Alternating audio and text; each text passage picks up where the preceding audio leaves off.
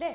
За тэгээд энэ удаа та бүхэндээ Итали хүмүүс одоо тэр лазаныхаа гурилыг тэр гоймонго гэрийн аргаар хэрхэн бэлддэг тухай ийм одоо жор үзснийг та бүхэнтэйгээ сонирхолтой хэлбэрээр хуваалцах гэж байна. За та нар маань гэрийн нөхцөлд италичууд шиг одоо гоймонгийн гурил буюу лавша, цувингийнхаа гурилыг, лазаныхаа гурилыг бэлтгэж байгаа бол 2 хүнд 200 г гурил, 2 ширхэг өндөг, бага зэргийн давс ордог юм байна. За тэгээд усгүйгээр тэрийгэ зураад бэлтчихдэг юм байна. Тэрнийхээ дараа хэрчээд 1 цаг шалны альчуурн дээр хатаана. За 1 цаг шалны альчуурн дээр хатаана гэж маань юу гэж байгаа вэ гэхээр зэрэг Бэлэг улсад sécher une heure sur un torchon гэдэг маань шалны альчуурн дээрээ 1 цаг хатаагаарай гэсэн үг. Тэгэхээр зэрэг Бэлэг улсын одоо нэг хэсэг нь Франц хэлээр ярьдаг.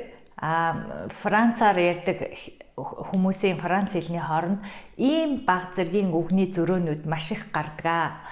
Тэгэхээр зэрэг хэрвээ одоо Бэлэг хүмүүстэй зориулаад хэлэх гэж байгаа бол sécher une heure sur un essuie de vaisselle. Un essuie de vaisselle. За энэ болохоор гал тогооны альчуур гэсэн үг.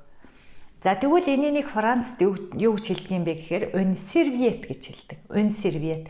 За une serviette гэдэг маань биднийх харуулбал нөгөө цаасаар амаа арчдаг цаасыг хэлдэг. За бас ийм дөрвөлжин ам арчдаг альчуурыг бид нэр une serviette гэж нэрлэдэг. За тэгвэл Францад энэ шалны альчуурыг юу гэдэг юм болоо? Une serpillière гэж нэрлэдэг. Une serpillière.